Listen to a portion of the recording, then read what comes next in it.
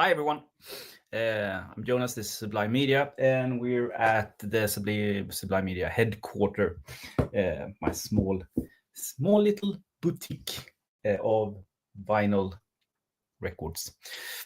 There are exactly 0 people watching this now, so I guess that I'm doing this mostly for you guys that want to watch it later on. Excuse me. It's just the days after Christmas. This is the first day that Sweden actually starts working again. So I'm going to the post office today to send off some records that I didn't manage to send before Christmas. I also got some orders during the holiday.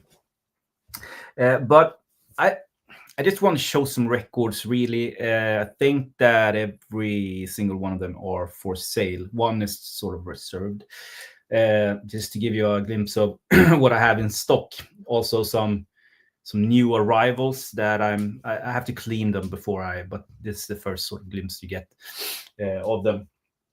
Other than that, it's just like end of the year. And I'm doing my books. I'm doing the year sort of inventory. It's gonna be it's gonna take some time, I guess, to do inventory of everything. So the tax man gets his pay, and also having my coffee. So it's gonna be a day of listening to music and flipping through records, I guess. Just gonna wait a little while, see if anyone's going into the stream. There's 2 watching now. Please comment so I know that you guys can see this, that the picture is okay and audio is working and everything. I have like 30 records maybe that I'm gonna flip through, just talk a little bit about them, and what they have in common is that everyone's for sale in my shop. I don't know when I'll do I mostly sell online, both new records, obviously new records on my in my shop on my Hi, good morning. Let's show this. Good morning. Every day is listening to Vinyl Day. Yes, it is. Oh, yes, it is.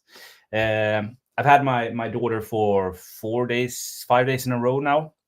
She's at her mom's place right now, and it's a little bit less music in the house, vinyl music in the house when I have my daughter. We play a lot of board games and stuff like that. So she's 10 now, so she's grown up so fast. But definitely going back to spinning some records now. Hi, good morning. I'm having my morning coffee.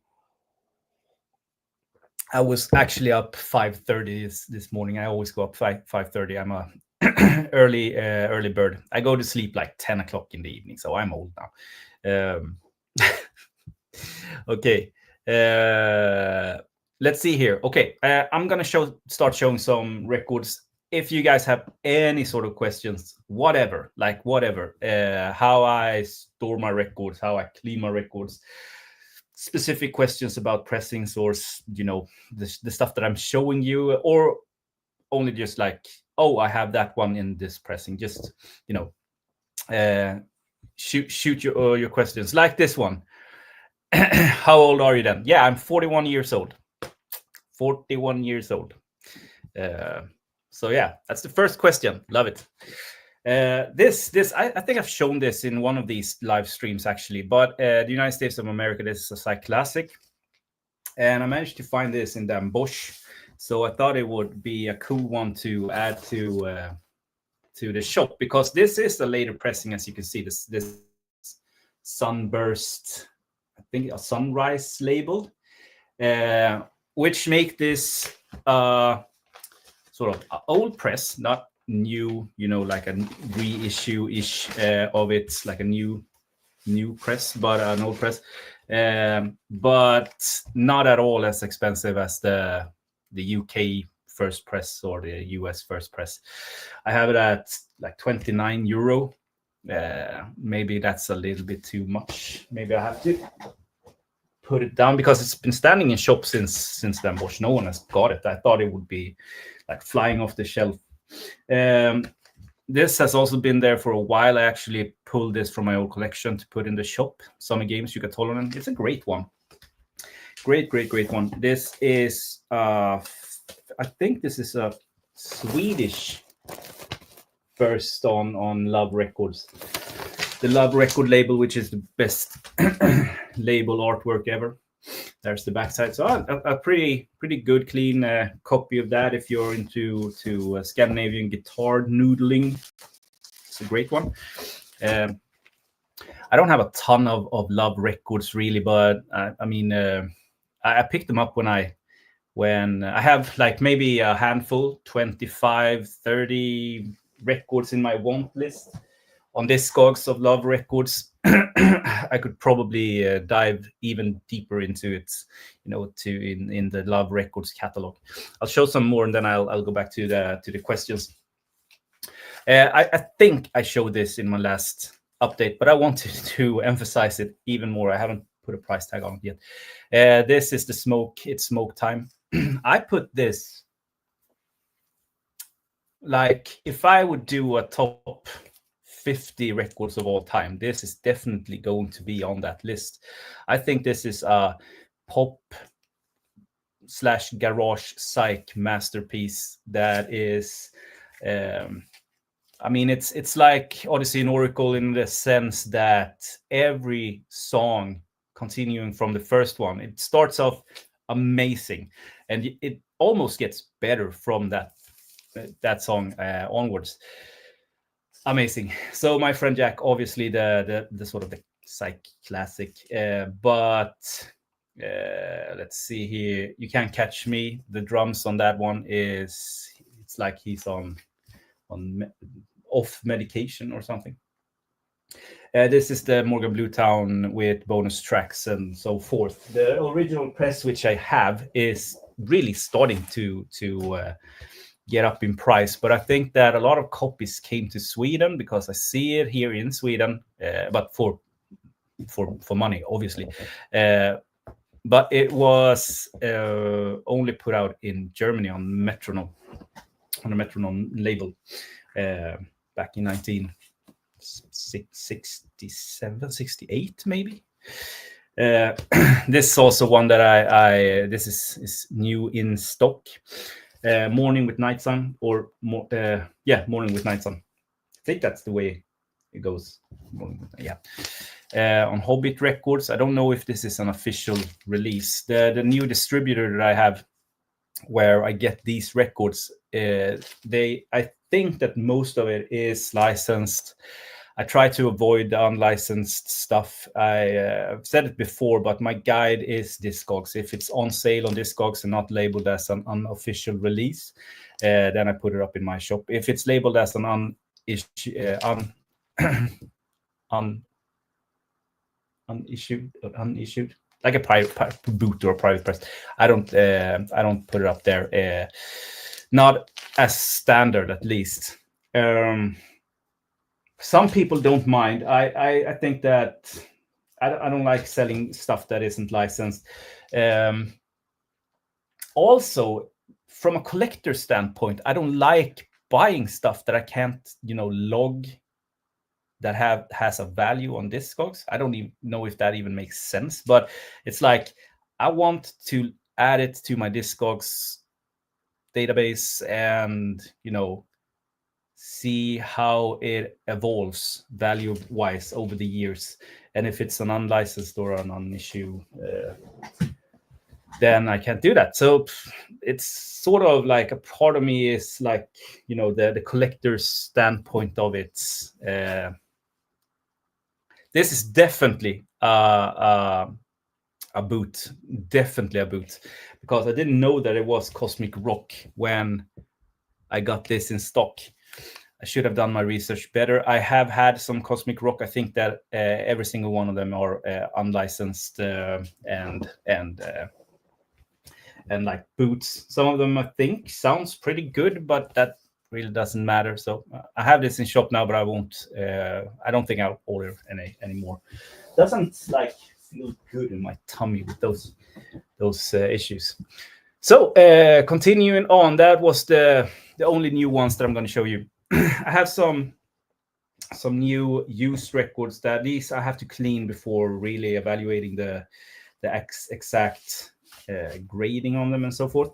But I stumbled upon a guy selling a record that I really wanted. So I managed to bundle a bunch of stuff so I could sort of and haggle down the price so I can sell these on in my shop, and hopefully I'll sort of almost get my money back for the record that I wanted in my own collection, which will come up in a recent vinyl finds in the future. But so this is one of them, like Iron Maiden, Peace of Mind, one of the best Iron Maiden records. I don't collect metal. I did once. I sold everything. It's like I'll listen to these online if I when I'm on that sort of mood.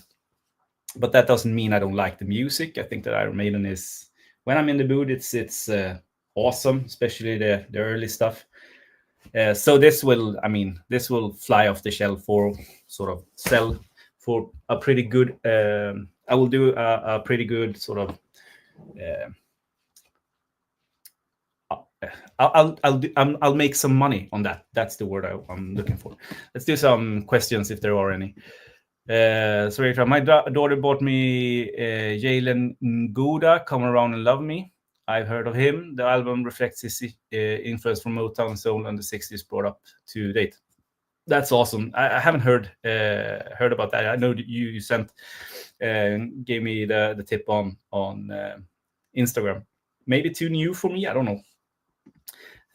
Don't listen to much music after 1974. Just kidding. Your favorite artists? Shit. That's a good one.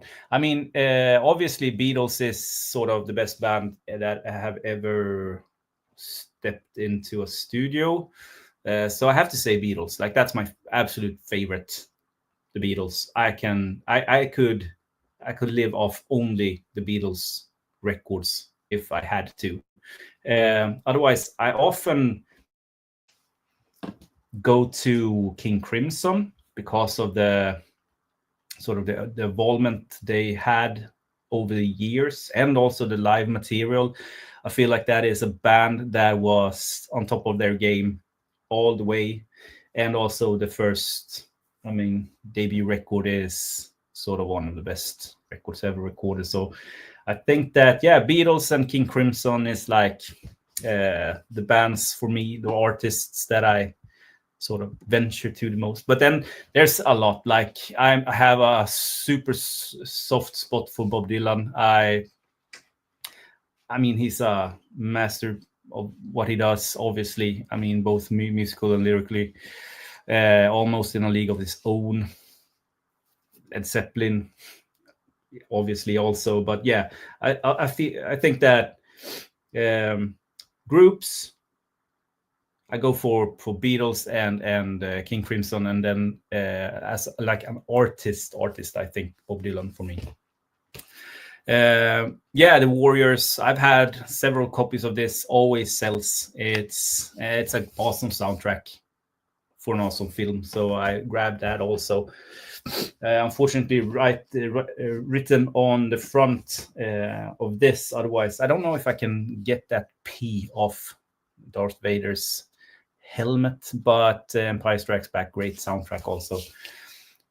It's like a fantastic condition with the original printed in the sleeve also, but I mean, that P really bugs me off. I don't know if I can get that off, or the next one has to live with it, I guess. Metal again, or metal, but hard rock. Kiss, Lick It Up. It's like this is one that will sell for not much money, but I'll make money on this hands down. And these records are nothing. I could put up the Warriors and Empire Strikes Back in my shop, definitely here, with a price tag on it, so forth. But most of these records I'm selling online on Swedish eBay. So I don't know if you can see there. I have a shelf, like a 4x4 Kallax, that is just filled with records that, in my opinion, doesn't really sort of fit the other stuff that I have here. because I try to niche myself with only like prog, psych, and jazz. But I'm in the middle of sort of selling off my jazz. I'm not gonna have jazz up in my shop sublimemedia.se anymore. I'm gonna focus on folk, psych, prog from the olden golden days, I think.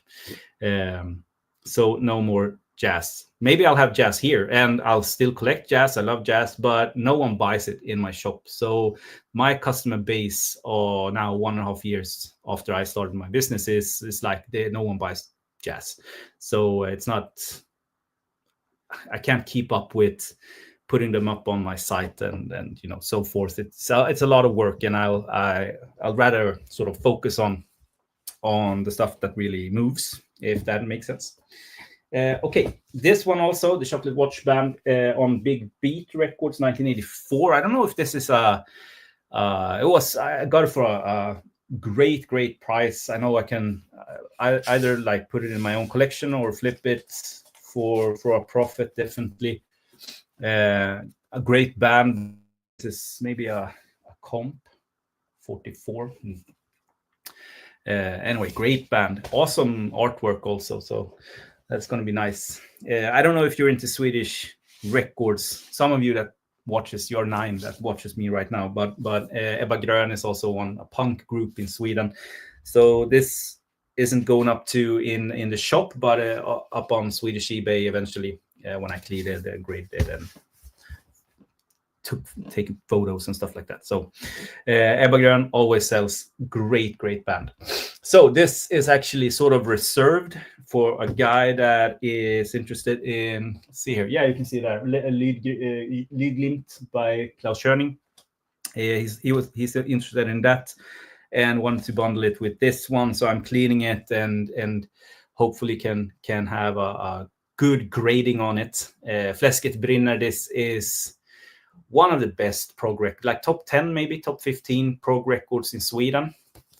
It's sort of, it's perfect from start to finish. Everything's perfect with this. The musicianship, the tracks, Bo Hansson is playing on this one and also adds a Bosses låt to the track list, and the cover artwork, like fantastic. I mean, this would be awesome cover artwork, but this is even better. I adore and I love this record. I've had an original press of that for years and years and years. And slowly I've like upgraded it throughout the years. So now I have a minty fresh copy of it in my own collection. So bundle this with a bunch of different records just to flip it. So this is the stuff that I really want in my shop. Great one. And to be honest, I think that has actually gone down in price over the years. It has been reissued by Subliminal Sounds a few years ago, a 2 LP set, like last year or the year before that, like 2 LP set, I think. I never got it. I got it to my shop and sold it, so I never got it to listen to in my own collection and or in shop. It just like came in, went to a customer right away. But maybe it got down a little bit in price, the original pressings in price after that. Have to look into that. So maybe that had something to do with it. But I feel like that was sort of 120 euro record 5 years ago, maybe. And today, maybe it's an 80, 70 euro record. In Sweden, you can get it for, like on Swedish eBay, you could get it for like 50, 60 euro, maybe in okay condition. So if you have it and you are going to sell it, I guess that it's better to sell it on an international market in this case. But yeah, great one. I see that you are active in the chat today. It's awesome. Like, just continue doing this. Hi guy, dude.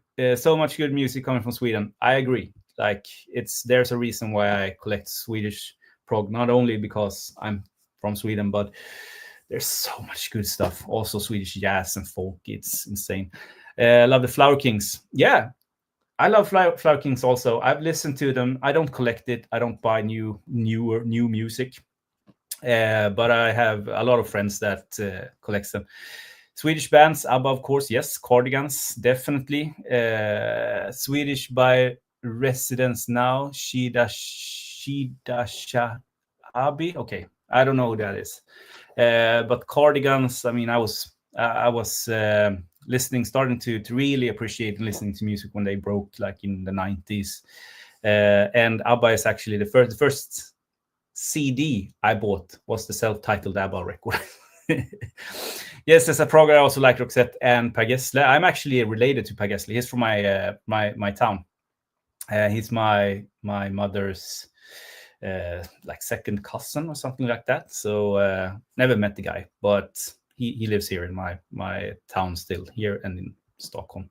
And I love Roxette. I mean, who doesn't love Roxette? So many good tunes, and it was awful when Marie Fredriksson died 5 years ago from cancer, I think. Have it, but I have a autograph by Marie Fredriksson to the drummer in Gyllene Tider, the first band that Per was in. Per Gessle, Son of a Plumber solo album is a psych prog masterpiece. Oh shit! I don't know if I'll agree with that, but I have to listen to it. Like, you sparked my interest. I have to listen to that again. I think I listened to it when it came out and didn't really give it that much thought. I know that when Massarin came out in started like the 2000s, something like that, that was, you couldn't move anywhere in Sweden. You heard that everywhere. So awesome for him. But well, yeah, Cardigans. Some Roxette prog connections. Marie loved Gentle Giant. Oh shit, had no idea about that. Like, I have. Do you know that I sold the drummer in Gyllene Tider, the band that Per was in before Roxette? Do you know that I sold his record collection? Just like now, I still have his records. Like, do you see the bookmark there? That's his record. And I have a bunch of like 7 inches of Mammas Barn, Marie's first band in the 80s before she joined Per, and they made Roxette. I'll show you this one. Let's see.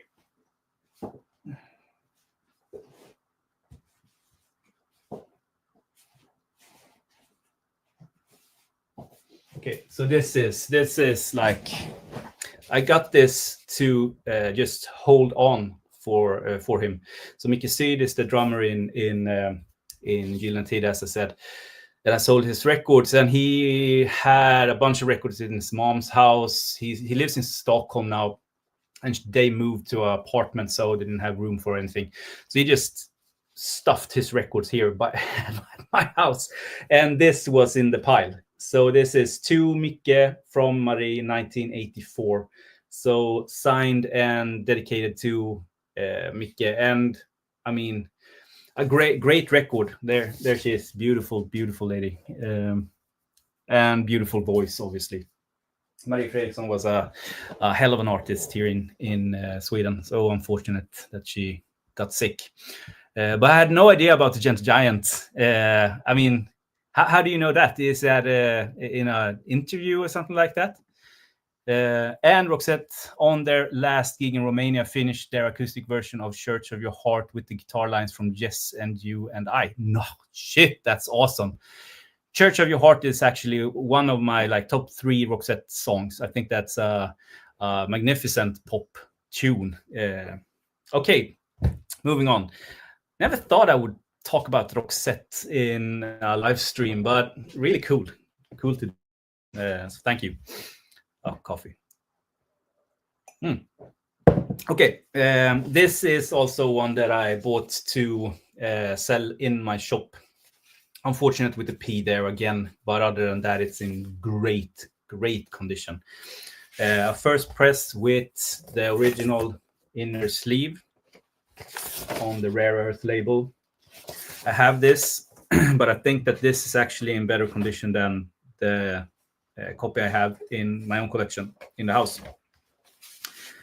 but I'll put this up on for sale after I cleaned it. But it's going to be a super clean copy of that. And Power of Zeus. I won't get into that. Okay. Next one. This is, I think I showed this. Maybe I can't really wrap my head around how this can still be in my shop. I have it for 30 euro. And it's not a first press. It definitely isn't. But it's on immediate. It's a 70s reissue on NEMS. Sounds good. There's nothing wrong with that. And the cover is intact. So it's still like holding together. Beautiful copy of this. 30 euro. I mean, when I was searching for that one, which is this copy that I actually got, I think that maybe I bought that in a big collection, but I've had it on my want list on Discogs forever and ever, never finding a good, clean, complete cover version of it. Maybe there's so many versions of it that everyone who is interested in it already has it. But I mean, 30 euro for that, it's such an iconic record. Some other ones, this is also going up in shop. I have to clean it before, but Savage Rose, Dödens Triumph, this is a great, almost like Danish progressive masterpiece. Costs, I shouldn't say nothing because everything costs something, but it's super cheap and extremely good. This is, in my opinion, also Savage Rose, which is a institute almost in Denmark, their best one, the most sort of produced, almost operatic prog masterpiece. This is also one that I took from my own collection to put in shop because I never played it, but it's a great one with amazing Swedish sort of prog connection players on it. The Gladas Kapell spelar Nilsson. So you have Costa Petria on guitar here. And Costa Petria were in Samla Mammas Manna. Stefan Nilsson, Peter Sundell, and Jojje Wadenius from Made in Sweden. And he played in the Late Night Show many years. So yeah, great sort of cheap heat prog record in my opinion. This also, I just added this to my collection, but I felt like I'll put it in shop. I don't think I'm gonna play it. So Hourglass, a good copy of that. Yeah, see if someone wants it. It's good. It's not like, didn't blow me away. Also a Swedish prog / child record, but I mean, the music on this is fantastic. This is Regnbågslandet Made in Sweden and Tommy Körberg. And Tommy Körberg actually joined Made in Sweden, I think, after this sort of project. So a pretty hard one to get your hands on with Made in Sweden if you like to collect Swedish prog and jazz fusion projects. I have a tenor on it, but it's not in the best condition. It's a VG copy, but cover artwork is in sort of EX. So I just thought that maybe someone needs that in their collection. Let's go for some. Let's go for some questions. I will link it for you. Yeah, thank you. Awesome. Thank you so much. Moving on. I don't think I showed this. This is also from my collection. Yeah, maybe I showed this. Sorry if I did. This is Mingo Times 5. Great one. 70s reissue on Impulse. Sounds great. Yeah, I got a Analog Productions version of that, so I'm selling my own used copy. Some more records that I have to clean before grading them or rating them. Grading them. But also like great ones to add to the shop. Babe Ruth, First Base, fantastic record. Shit, like this is. I think that my copy is a little bit better that I have, but it's still in great condition. It's gonna be awesome to listen to that after I've swung it through the ultrasonic cleaning machine. This also from the same seller, Parliament Live, a funk a P-Funk Earth tour. Includes a full-color poster and an iron-on T-shirt transfer, which it hasn't. So that's not included in this one, unfortunately. But gatefold, everything Parliament is at least cool. Everything is not masterpieces by any means, but at least cool. I understand the people sort of collecting Parliament records. Yeah, I pulled this. This is like, I have to put a price tag on this one. This is also so much a cheap heat record, in my opinion. I think they are Norwegian from the start. They released 3 records. I think they released 3 records. I think this is the first one. I might be wrong here, but so heavy prog or heavy rock. Heavy prog. It has the song Seawolf, but didn't. Was this called Seawolf? Shit. No, I think it's self-titled. They did like Eagle Rock. I think the third one or the second one was called, which in my opinion is a little bit better. But this is still a great like 70s rock record. Can't go wrong with it. I put this up in shop also. I started off with I'm totally transparent. I started with putting a price sticker on this, 120 euro. I think I paid like 100 euro for it, and it's just too folky for me. It's too folky, but it's a rare ass record. But I played it bunch of times and I just can't really get into it, so I decided to sell it, and I put it up for like 120 euro. Then I put it down to 100 euro. Now I'm at 80 euro, and I actually think I have this on Discogs for like 65 or 70 euro. I just want someone to grab this copy from me. Shades of McMurrow with Carrick River. I think they released one more that I won't get because I don't really get into it. It's as I said, it's too folky for me. So yeah, but a rare one, and it plays fine. It's not in the best shape, but it plays fine. So hopefully someone grabs that someday that wants it. Hey Jonas, hey, just woke up. That good for you, man. Shit. Yeah, sorry, not for me either. No, it's too I think it's too much sort of like this. I don't know if they're Scottish or Irish, like too much of the Celtic vibe. And I really try to get into it, but yeah.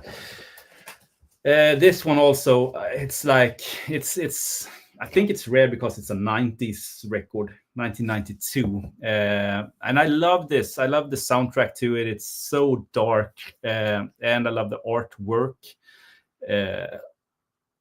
And I love the movie. It's one of Francis Ford Coppola's best movies. Actually, I don't mind, except for Keanu Reeves and Winona Ryder, who sort of is notoriously bad acting in it, but everyone else is doing a pretty good job. Anyway, this is one of those soundtracks that when I hear it, I feel sick. Like I feel physically like I get anxious listening to this music. It's so damn dark. So I had that. I bought it for many years ago. It was for a great price, and it's sort of a collector's item. So I put it up in shop, see if anyone gets it.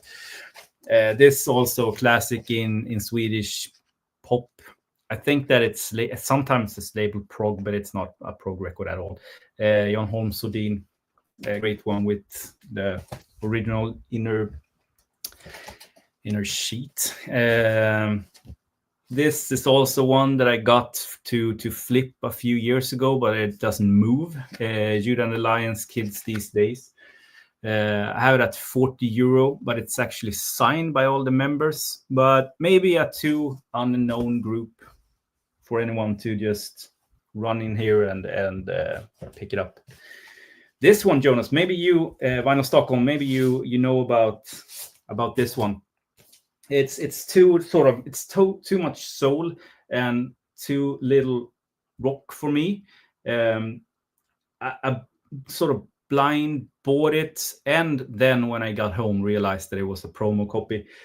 But this is Warlock, and it has a killer cover. I mean, that isn't that intriguing, that cover artwork and backside of it looks so damn evil. So I just wanted to see how it sounded. I think I paid like 15 or 20 euro for it, something like that, and it turned out to actually be a promotional copy. I don't know if you can see that. Not white label, but a promotional copy nonetheless. Pretty good, but it's more of a soul record to be like fair. On the Buddha label, thought it was the Buddha label. Music Merchant and Buddha maybe. So yeah, cool cover, but a little bit too off for me to have in my collection. So it's going to another guy. Okay, so this one, next one. I've had this before, didn't really sort of get into it. I mean, Joy of a Toy, is that his first solo record, Kevin Ayers? That is like a masterpiece. I love that record. I'm still looking for an original press of that. I have a pretty lousy reissue of it. Wish I had a original press of that. I'll find that one day. But the Confessions of Dr. Dream and Other Stories, just like I can't really get into it. So, but I know that there's a following and a appreciation for Kevin Ayers. So it will sell. I bought that in Den Bosch. So nice one. Also, like this, I don't know. I think that the first records by Ringo Starr is it's not good, but it's at least like interesting, and some of the tunes are pretty good. Some covers and stuff like that. I think that for me, a bouquet of blues, is that the word? Is that the title of it? That's probably the most interesting that he did, sort of his blues record before he did the self-titled record, which is a pop, a really great pop record in my opinion, but it's like Photograph. I played that to death, so I can't really stand it anymore. 2 more to go. This also, then Bosch, but I didn't really. I just like bundled it, and when I came back to the hotel, I noticed that it had a barcode, so it's a reissue. I thought it was a early press at least, but it wasn't. So yeah, I like Scott Walker. All of them, all of the records that I have by Scott Walker are original pressings, except for the fourth one, which is the best one that I have, the worthless Four Men with Beards reissue. It sounds like crap. It looks even worse, but music-wise, it's a masterpiece. So I sort of like, shouldn't say that I collect Scott Walker, but when I see a Scott Walker record for a good price, I will pick it up. That's my relations to Scott Walker. So this one goes up in the shop, and I can play it. That's the best thing with the used records here, is that until I sell it, if I put it up on eBay or Swedish Tradera or Discogs, or if someone gets into the shop and actually buys it off my hand, gets it out of my hands, I can actually enjoy the music until then. So I mean, with this record, sure, it's the shop's record because I bought it for the shop with the shop's money, but I can enjoy it until someone buys it. Can't do that with the new records, which sucks. So it's like being a kid inside a candy store, but you can't eat any of the candy. All of these records are like fantastic music, but it's in plastic. So if I rip it, it's a used record and not a new record, is it? Last one, this is Art Blake in the Jazz Messengers, Night at Tunisia. This is on Blue Note Records, and actually it's the French. They did like there's French pressings of these from beginning of the 80s, I think, late 70s, early 80s, I think, up to 83, 84, something like that. That sounds pretty good, and they are super affordable. So I have gotten my hands on some of the titles. But now, after they actually released this on the sort of the new classics record, so Blue Note are reissuing these, cut by Kevin Gray. Those will sound much better, much better, and they will probably look much better too. But these are still affordable, more affordable than those. So there's still a sort of an audience or a market for those records, but you won't get as much as you did before they started to reissue all the Blue Note catalogs. So yeah, I think that's it. I don't have anything else lined up to show you guys. So, and we're at 40 minutes, so I think I'll wrap this up pretty soon. So last call for questions. Cling. I've seen it, but not heard. Okay, yeah, cool. The Warlock record. Yeah, listen to it and see if you dig it. Yeah, other news, like I'm struggling with the best of 2024. I'm gonna do like I'll try to do it like on Monday. I think it's Friday today, so I'm doing it on Monday. And I'm sort of pulling stuff from my collection that I bought in 2024. Now the thing is, I I do it like this. I have bought so many records in 2024. It's almost silly. And I have like, just like Jonas, I have one small rule with how it works, and that's like I get a record, I clean the record, get it, and it gets a new inner sleeve and stuff like that. So it's like in the perfect sort of condition of being played. Okay, so I put it in a special part of my listening room, in a special shelf, to be played shelf, like, and then when I get time for it, I play it, hopefully a bunch of times, but often like maybe 2 times. And then I log it on Discogs, so I don't log it before I actually have played it. And when I play it, I often write the sort of the condition and also how much I've paid for it, so I have that data in Discogs. And when I'm done with it, I put it in a crate to sort of show you guys in a recent Vinyl Finds video before I can file it in the collection. So that's my sort of rule. I've been doing that for 14 years, and I think that is the key why I'm still up here and talking about records, because it's a routine. And I'm like a sucker for routines. So I'm sort of like, I can't stop doing this, because only way I'll stop doing it is if I don't buy any records, so I don't have anything to show, so I don't have anything to put in my collection or shelves. But I have like 450, no, but let's say like between 300 and 400 records. I shit you not, like 300, 400 records that I have in my shelf that is going to be played. So I've cleaned them, and I put them in this with a new sleeves, and then put them in the shelf. But I haven't played them, so I haven't logged them. So they are bought in 2024, but they aren't logged in 2024, which doesn't make them a 2024 sort of find. I don't know if this makes sense at all, but when I went through, sort of, I have maybe 15 records that are boundary, like I won't say grail, but it's like really sought after and hard to find records. 1, 2, 3, 4 of them are grails, and I have some stuff coming in, but they aren't logged. I haven't played them. They aren't logged, so they won't go on the 2024 lists. They will probably end up on the 2025 list. So that's the sort of the rule that I have.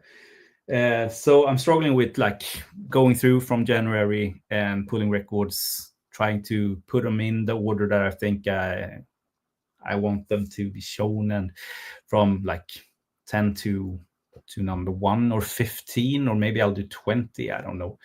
I'm also going to do a best of reissues in a separate video.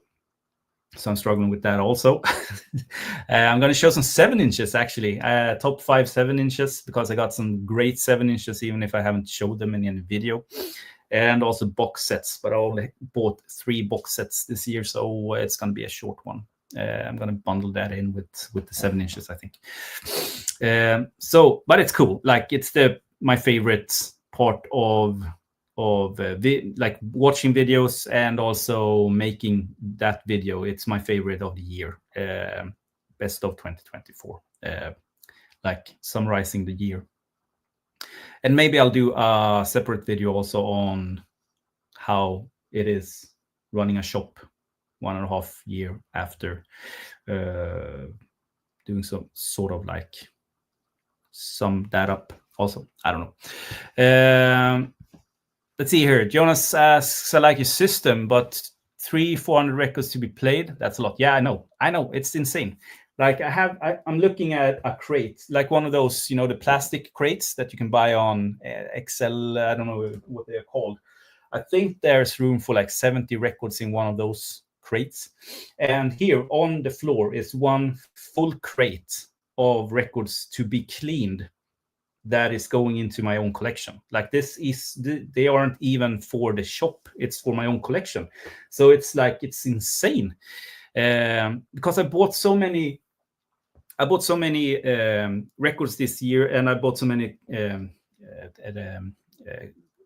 collections, and I'm not doing this full time. If I did this full time, selling records full time, I could never ever have 300-400 records, that hasn't been played, just stocking up on different stuff, because I would need to sell stuff to survive, But with my ordinary sort of job, working there 4 times a week, and with the stuff that I sell, I'm doing fine economically. So I don't feel like when I find anything that is too hard for me to let go of, if that even makes any sense, I'm just gonna keep it. It's sort of like my chance to get great records for amazing deals right now.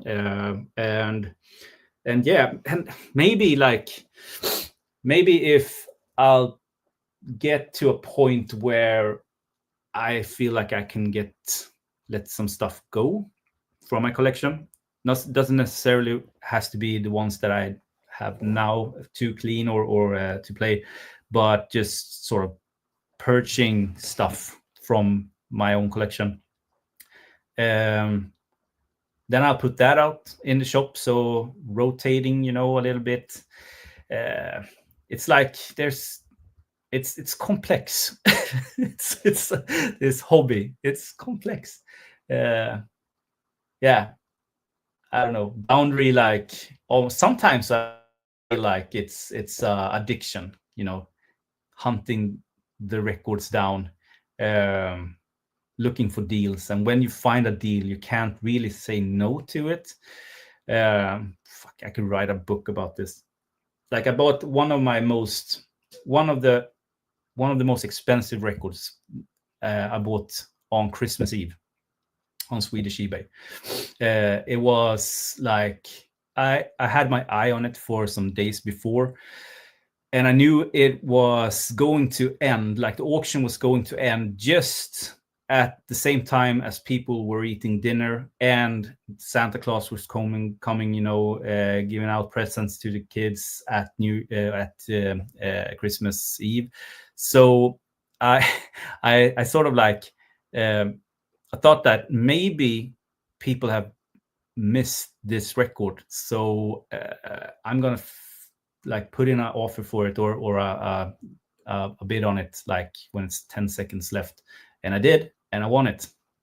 But it's the most expensive record I've ever bought, I think, for money I didn't really trade for a record, if that even makes sense.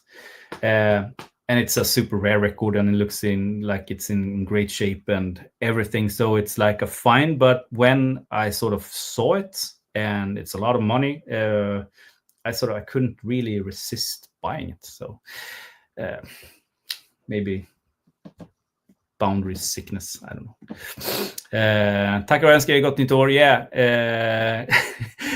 Thank you so much, and Happy New Year to you too. And thank you so much for the appreciation and the support this year. It's been a crazy year for me as a collector and as a sort of a business chauffeurs. Yeah, it's going to be awesome to see what 2025 really brings to like this.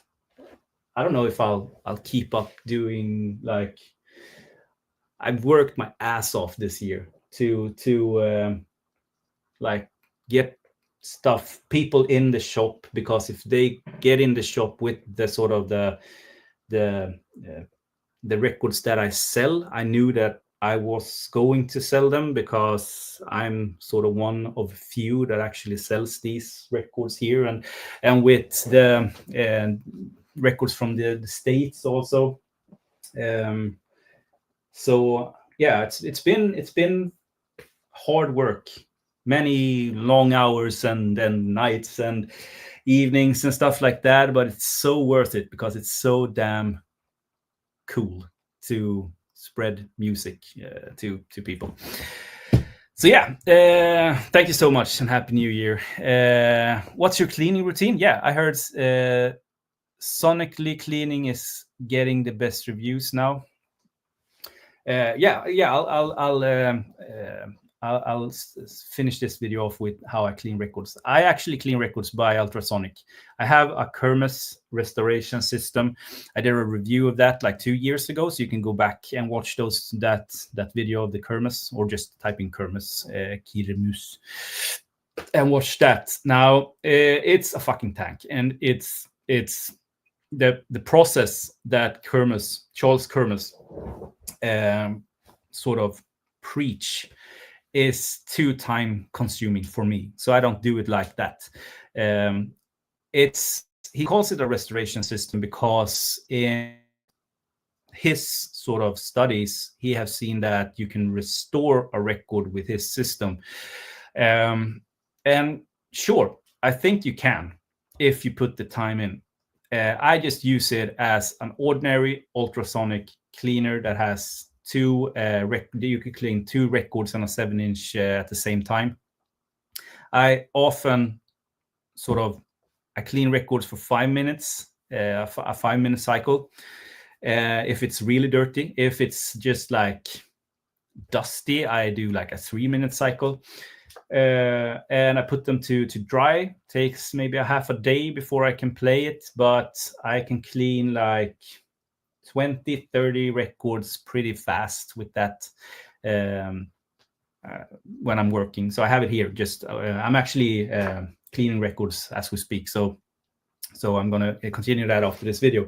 Other than that, I have a vacuum cleaner, Okinoki.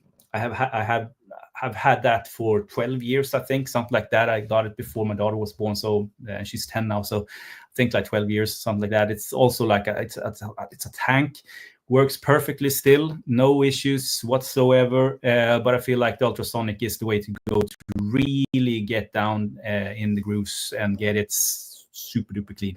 But it comes with a cost. Like I tried the Humming Guru,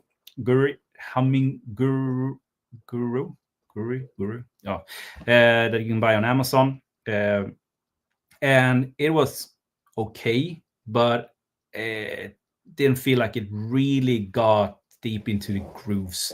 I think I felt like my vacuum cleaner did as good as a job than that did, and I got the opportunity to review and buy the Kermes, and that is like the best that I have experienced. There's also the degritter. It's a little bit more expensive than the Kermes system. It also dries the record, and I know a lot of people that has the degritter, and they are super happy with it. So maybe I would go for that one. But it's a question of money. I mean, it's a lot of money. I think that the Kermes system is like a 2,000 plus euro cleaning machine. I didn't pay that. The Okinoki is like 700 maybe. Humming Guru is maybe 400 or 500, something like that. And the degritter is like 3,500 euro. So a lot of money. But if you have like a big, huge collection, I think that a good cleaning system is necessary.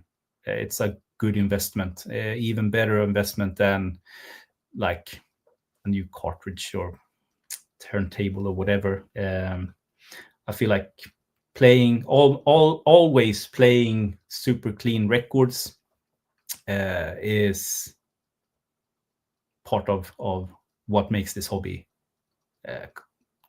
good or cool, you know. So yeah, I hope that answered your question. You can just email me or PM me through Instagram if you have more questions about that, and we can talk there, because I have some experience these years with going through some different machines and also techniques of cleaning records. So I think that I've come down to my preferred way of doing it, that is not too time consuming and cleans them the best for me. Good work with Shop. Thank you so much on your channel, and Happy New Year. You too. And I'm also going to do top 10 VC channels video. I did that last year, and I got so much hate for it. So I need to do a follow-up for that. People were just like slaughtering me because I only picked people that had many subscribers. But I guess that they have many subscribers because they are doing a pretty good job. So but I love rubbing people the wrong way. So I'm going to do that. So yeah, thank you so much for watching. 1 hour, and I'll see you next Friday maybe. I'm also going to work here Monday because I'm off from my ordinary job 2 weeks more. So it's going to be records for a lot of time with records and the business and stuff like that. So yeah, have a great day, everyone. Bye. End stream.